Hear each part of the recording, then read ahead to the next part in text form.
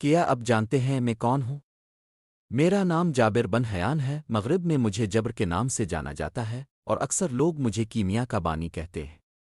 میں 1200 سال سے بھی زیادہ پہلے 8ویں صدی میں خراسان کے شہر توس میں پیدا ہوا۔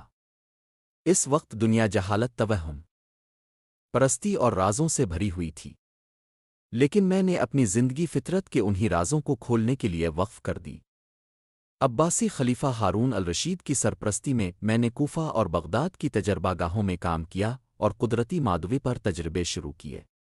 آپ سوچتے ہوں گے کہ اتنے پرانے زمانے میں کوئی شخص کیسا تجربہ کر سکتا تھا؟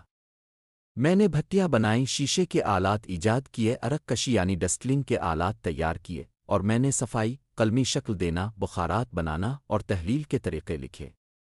میں نے تیزاب تیار کیے جیسے سلفیورک ایسڈ، نائٹرک ایسڈ اور ہائیڈروکلورک ایسڈ، جن پر بعد میں پوری جدید کیمیا کی صنعت کھڑی ہوئی۔ میری طرف منسوب 3000 سے زیادہ کتابیں ہیں، اور میری معلومات اتنی وسیع تھیں کہ صدیوں بعد یورپ میں پہنچیں۔ یورپی لوگوں نے میری کتابیں پڑھیں، میرے طریقے اپنائے اور ان پر بنیاد رکھی، لیکن میرا نام بھول گئے۔ وہ میری سائنس کو الکیمیا کہتے تھے، لیکن میں نے اسے علم کہا، میں نے اسے کیمیا کہا۔ اب سنیے کہ میرے بعد کیا ہوا۔ 17ویں صدی میں یورپ میں ایک شخص آیا جس کا نام رابرٹ بوائل تھا۔ اسے جدید کیمیا کا بانی کہا گیا۔ بوائل نے منظم تجربات کو متعارف کرایا اور اس کا مشہور قانون بوائلز لا گیسوں کے دباؤ اور حجم کے تعلق کو بیان کرتا ہے۔ لیکن کیا اب جانتے ہیں؟ بہت پہلے میں یہ بات کہہ چکا تھا کہ علم صرف باتوں سے نہیں بلکہ بار بار تجربے سے حاصل ہوتا ہے۔ میں نے لیبارٹریاں بنائیں، تجربے کیے، نوٹ لکھے، بار بار نتائج کو پرکھا۔ جو طریقہ آج بوائل کے نام سے مشہور ہے، وہ صدیوں پہلے میرے ہاتھوں سے گزر چکا تھا، لیکن تاریخ اکثر ان کا نام زندہ رکھتی ہے جو بعد میں آتے ہیں، اسی لیے بوائل مشہور ہو گئے اور میرا نام پیچھے رہ گیا۔